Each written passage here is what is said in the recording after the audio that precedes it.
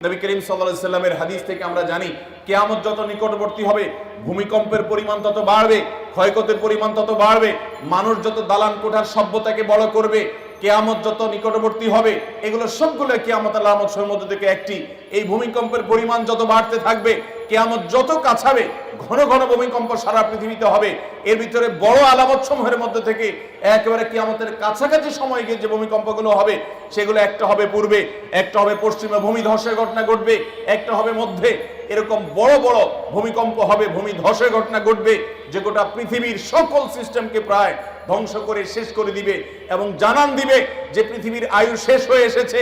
আমরা আজ যে ভূমিকম্প করে মনে করছি না এটার সাথে ধর্মের কোনো সম্পর্ক নেই, এটা নিছক বৈজ্ঞানিক বিভিন্ন সূত্রের আলোকে আমরা বলি যে এই কারণে হয়েছে সেই কারণে হয়েছে, সেগুলো অবশ্যই সত্য হতে পারে, সেগুলোর সাথে কোনো সাংঘর্ষিকতা নেই।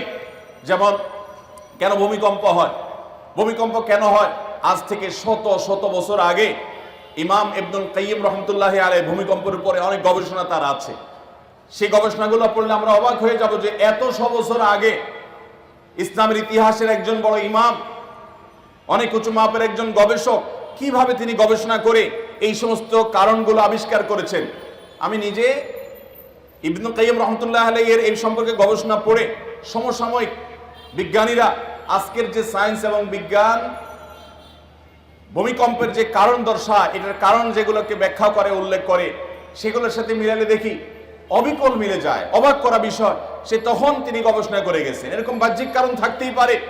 পৃথিবীর ভূপৃষ্ঠের নিচের গ্যাস যখন কমে যায়, সেটা ভূমি ফাটলের মাধ্যমে হোক, আগ্নেয়গিরির মাধ্যমে হোক, প্রস্তর পরে যখন নানান কারণে পৃথিবীর এই নিচে দেশে তলদেশে ফাঁকার সৃষ্টি হয়, সেটার কারণে জমিন দেবে যায়, ভূমিকম্প হয়, এরকম নানান বিষয় বৈজ্ঞানিক গবেষণা উঠে এসেছে। এগুলোর সাথে কোনো দেশে কোনো সংঘর্ষ নেই। ইসলামের দৃষ্টি হলো, কোরআন এবং হাদিসের দৃষ্টি হলো আরো পেছনে।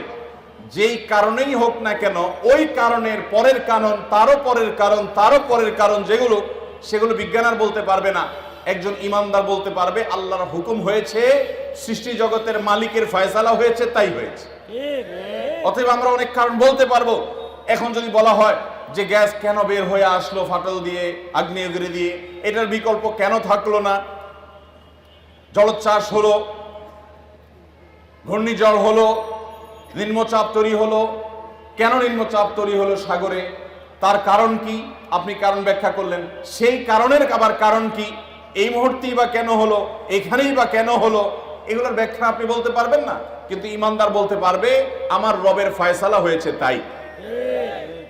যদি কেউ বলে রবের ফয়সালা কেন হয়েছে, তার আর কেন নাই, কারণ রব তিনি তার সম্পর্কে কোরআনে তার নিজের কথা নিজে বলেছেন যে তিনি যা করেন লা ইউসআলু আম্মা ইয়াফআল ওয়া হুম ইউসআলুন, তিনি যা করেন কেন করেন এটা জিজ্ঞাসা করার মতো কেউ আর নাই, যেহেতু তিনিই একমাত্র সৃষ্টিকর্তা।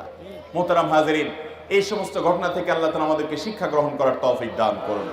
অতএব যারা আমরা এই যে বিভিন্ন রকমের ডিভাইস দিয়ে চন্দ্রগ্রহণ সূর্যগ্রহণ উপভোগ করি, বিভিন্ন প্রাকৃতিক এই ধরনের ঘটনাগুলোকে উপভোগ করি, নবী করিম সাল্লাল্লাহু আলাইহি সাল্লাম এই সমস্ত ঘটনার সময় বিপদসন্ত্রস্ত হতেন, আল্লাহর জিকির এবং স্মরণ করতেন, মসজিদে ঢুকে যেতেন এবং ভয় পেতেন, আতঙ্কিত হতেন, না জানে কিয়ামত হলো। কারণ কিয়ামত এভাবেই হয়ে যাবে তিনি জানতেন, ওহীর মাধ্যমে আল্লাহ তাকে জানিয়েছেন। এগুলো শোনার পর আমাদের যে সমস্ত ভাইদের কাছে মনে হয় সেকেলে, তাদেরকে বলছি আজ সামুদ জাতি ঠিক একইভাবে আল্লাহর নবী হুদ আলাইহিস সালাম ও সালেহ আলাইহিস সালামের আল্লাহর দেওয়া ভবিষ্যৎবাণীকে এইভাবে তারা তাচ্ছিল্য করেছিল, ঠাট্টা করেছিল, বিদ্রুপ করেছিল। তাদের পরিণতি এবং পরিণতি হওয়ার পর সেই জায়গা, তাদের সে শক্তিমত্তার যে স্বাক্ষর পাহাড় পর্বতগুলো, তাদের সে আবাসন, তাদের সে জায়গাগুলো আল্লাহ তাআলা এখনো রেখেছেন, কিন্তু আমরা শিক্ষা গ্রহণ খুব কমই করি। আল্লাহ রাব্বুল আলামিন আমাদেরকে ঈমান আনার তৌফিক নসিব করুন। আস-সুন্নাহ ফাউন্ডেশন, উম্মার স্বার্থে সুন্নাহর সাথে।